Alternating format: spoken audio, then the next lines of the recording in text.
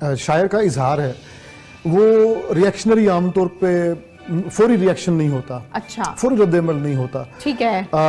वो समझ लें कि अंदर कहीं जमा होता रहता है मुशाहिदा, और वो मवाद जो है जिसको कहते हैं पकता रहता है, और लावा पक रहा है, लावा पक रहा है। और एक बिल्कुल आपने बड़ा अच्छा, बड़े सही लफ्ज इस्तेमाल किया, एक खास वक्त आएगा, एक मोमेंट आएगा जब ये इरप्शन होगी वोल्केनो की, आतिश फशां फटेगा, उस वक्त वो सारा लावा बाहर आएगा, तब तक वो सीने में रहता है। इकबाल ने कहा ना कि नाला है बुलबुल शोरीदा तेरा खाम भी, अपने सीने में इसे और जरा थाम अभी, कि अभी ना गाओ, अभी बुलबुल को कह रहे कि अभी ना गाओ, अभी तुम्हारा नगमा पक्का नहीं है, अभी सीने में संभाल के रखो, पकने दो, इसमें सीने की गर्मी में पकने दो, जब ये पक जाएगा तब ऐसा नाला होगा कि सुनने वाले भी रोएंगे। जबरदस्त, जबरदस्त।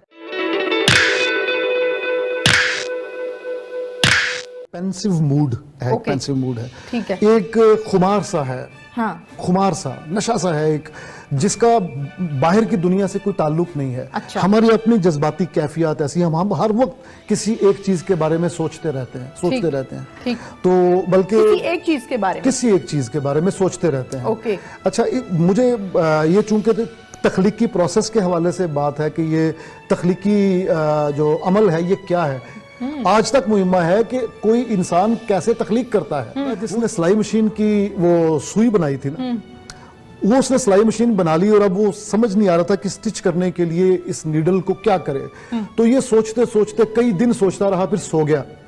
ख्वाब में उसने देखा कि एक कबीला है जंगली, वो एक बंदे को सामने खड़े करके उसको नेज़े मार रहे हैं उस बंदे को, और नेज़ा है उसके नेज़े जो चोंच है, नोक नेज़े की, उसके ऊपर सुराख है। सुबह उठ के सोचा कि ये ख्वाब मुझे क्यों आया। अच्छा, ये जब दरअसल आम सुइयों का जो नका होता है, नका वो पीछे होता है उसकी, आई ऑफ द नीडल।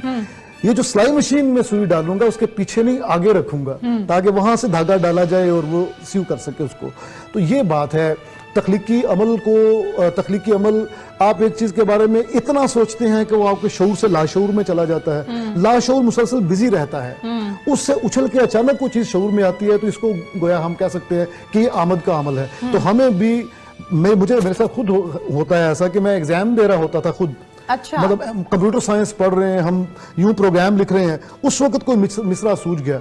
अच्छा, तो वही है मसला कि पीछे जो मशीन लगी हुई अल्लाह ताला ने बनाई है, वो हम वक्त कोई ना कोई चीज सोच रही है, तैयार कर रहा है कुछ ना कुछ। जी हाँ, और वो अचानक आ जाती है लाशऊर से शऊर में।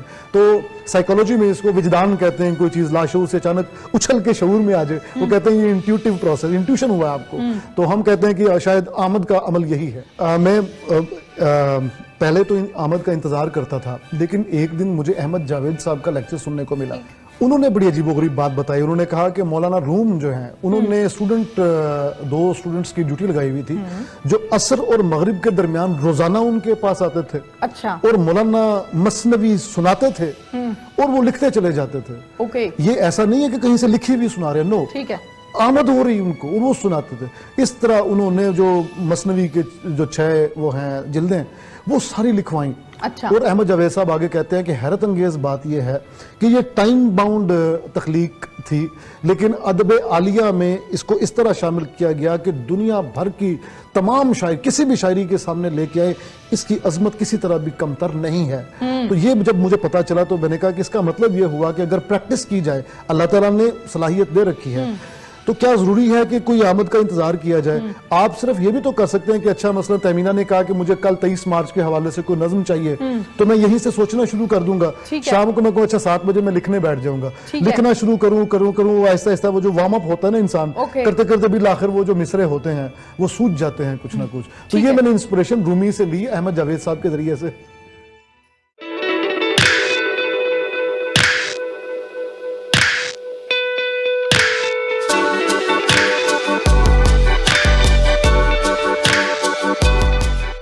शायरी में 2-3 चीजें बड़ी अहम हैं। नंबर 1, क्राफ्ट कैसा है आपका। अच्छा, ऐसा क्राफ्ट हो कि लोग अशश कर उठे कि एक हर्फ, एक लफ्ज भी जायद नहीं है, ठीक है, और बिल्कुल शफाफ मिसरा, तो जिसमें ज़ाहिर गालिब और मीर थे।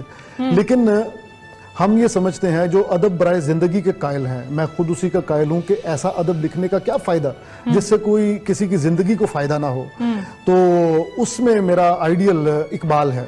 اقبال جو ہے وہ وسیع مطالعہ آدمی تھا. مثلا اس نے جب یہاں لاہور میں آئے تو فلسفہ پڑھا اور یہاں پہ انگریزی بھی پڑھائی, انگلش لٹریچر پڑھایا, فلسفی پڑھی, انگلش لٹریچر پڑھایا. اس کے بعد پھر ہی وینٹ ٹو انگلینڈ, وہاں جا کے انگریزوں کو عربی بھی پڑھاتے رہے اور ساتھ خود بھی تعلیم حاصل کرتے رہے. اس کے بعد پھر جرمنی میں گئے, وہاں جا کے پی ایچ ڈی کی, اور پی ایچ ڈی کی ایران پر. فارسی کہیں باقاعدہ تدریس نہیں, انہوں نے کہیں سے سیکھی نہیں فارسی, لیکن فارسی میں ایسا اعلیٰ شاعری, ایسی اعلیٰ شاعری کی ہے کہ ایران والے اون کرتے ہیں. وہ کہتے ہیں کہ وہ آپ کا نہیں ہمارا شاعر ہے. دیوان اقبال لاہوری لکھا ہوتا ہے اور کہتے ہیں کہ ہمارے بڑے شاعروں میں اس کا شمار ہے. بیرسٹری باہر سے کر کے آئے, یہاں ہائی کورٹ میں بیرسٹر تھے, یہاں پہ سیاست میں حصہ لیا, اور آپ جانتی ہیں گول میز کانفرنسز. اکنامکس پہ پہلی اردو کی کتاب اس نے لکھی, فلسفے پہ دسترس, جرمن شاعری میں, عربی شاعری میں, فارسی شاعری میں, پنجابی خود بولتے تھے, حقہ پیتے تھے اور گھر میں دیسی انداز میں بیٹھے. تو ایسا ہمہ جہت آدمی, ایسا جینیس, یہ وہ جن تھا کہ جس کو دیکھ کے پہلے تو خوف آتا تھا, دبدبا تھا اس کا کہ شاعر ہو تو پھر بندہ اس لیول کا ہو. اور ایسی قادر الکلامی کہ وہ ان کے ملازم کہتے ہیں کہ رات کو ان کا پاؤں ہلنا شروع کر دیتا تھا جب آمد ہو رہی ہوتی تھی, اور یہ صرف پہلا لفظ لکھتے تھے شعر کا, مکمل صبح اٹھ کے کرتے تھے. اتنی آمد, رات کو 200 150 شعر کہہ رہے ہیں, 40 50 شعر کہہ رہے ہیں. تو میرے آئیڈیل اس لحاظ سے کہ جو اپنے علم و فضل کے لحاظ سے بھی اعلیٰ ترین مقام پہ, ہم پاکستانی آج بھی فلسفے کے دروازے میں اگر داخل ہوتے ہیں تو ہم اقبال کی محبت کی وجہ سے داخل ہوتے ہیں موسٹلی. اچھا, شاعری ایسی کہ ایران کہہ رہا ہے کہ فارسی شاعری ہے, یہ ہمیں دے دو, یہ ہمارا شاعر ہے. اردو شاعری ایسی کہ اس کے بعد کہتے ہیں کہ اردو کی نظم کا رخ موڑ دیا اقبال نے. اقبال جیسی اردو نظم بعد میں پھر کوئی کہہ نہیں سکا. جس نے بھی کہا اقبال کے حضور گھٹنے ٹیک کے کہا کہ حضور یہ میں جسارت کرنے لگا ہوں, تو گر قبول افتد سے عزت و شرف کہ ہماری عزت ہوگی اور ہم بڑا شرف سمجھیں گے کہ آپ قبول کر لیں. یہ ہے. تو میرا آئیڈیل اس لحاظ سے ہمہ جہت ہے, ملٹائی ڈائمینشنل ہے. اقبال کا وہ کون سا شعر ہے جو بڑا پسند ہے؟ ویسے تو بے شمار ہوں گے, کوئی ایک آدھ پروگرام میں شامل کر لیتے ہیں. میں کہ میری غزل میں ہے آتش رفتہ کا سراغ, میں کہ میری غزل میں ہے آتش رفتہ کا سراغ, میری تمام سرگزشت کھوئے ہووں کی جستجو. زبردست زبردست زبردست. احمد حماد کے چینل کو سبسکرائب کیجئے اور بیل آئیکن دبا دیجئے تاکہ آپ کو نوٹیفیکیشنز ملتے رہیں. شکریہ.